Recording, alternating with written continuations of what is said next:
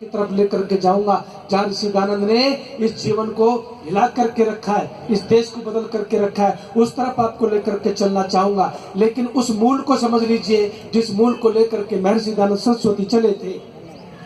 कहते हैं आचार्य जी एक जगह यज्ञ करवा रहे थे, तो यज्ञ करवाने के पश्चात आपने अक्सर देखी होगी परंपरा कि लोगों से पहले लोग कहते थे कि अगर तुम बीड़ी पीते हो तो बीड़ी छोड़ दो, सिगरेट पीते हैं तो आज पूर्णाहुति है, सारे समाज के सामने गायत्री मंत्र से आहुति देकर के सिगरेट पीना छोड़ दो।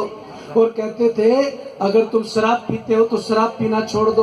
तो ये सब बुराइयां छुड़वाते थे आचार्य लोग, धीरे धीरे प्रचार करते थे, बुराइयों से रहित समाज को बनाना चाहते थे, सब बुराइयां छुड़वाते जाते थे। आचार्य जी ने कहा भाई आज यज्ञ का समापन है, तुम मुझे दक्षिणा देना चाहते हो तो अपनी अपनी बुराई की दक्षिणा मुझे दे दो और सब अच्छाई का संकल्प लेकर के जाओ। बच्चों ध्यान से सुनना, ये तुम्हारे लिए मैं स्टोरी सुना रहा हूँ, स्टोरी नहीं सच्ची घटना है ये। तो उस समय क्या हुआ, किसी ने कहा जी मैं आज से सिगरेट नहीं पीऊंगा, किसी ने कहा गांव देहात की बात थी मैं हुक्का पीता हूँ, हुक्का नहीं पीऊंगा। सबने अपनी प्रतिज्ञा कर ली। उसके बाद आचार्य जी ने कहा भाई सब फलों का प्रसाद लेंगे और प्रसाद लेकर के यहाँ से जाएंगे। सब आते जाते थे, पैर छूते थे, फलों का प्रसाद लेते थे और फलों का प्रसाद लेकर के जाते थे।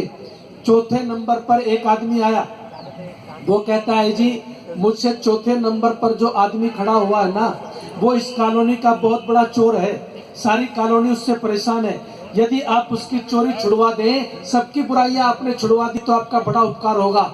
बहुत गहरी बात है और इस छोटी सी बात से जिंदगी बदल जाती है जैसे उस आदमी की बदल गई थी। तो कहते ठीक है कोई बात नहीं, इसको आने दो।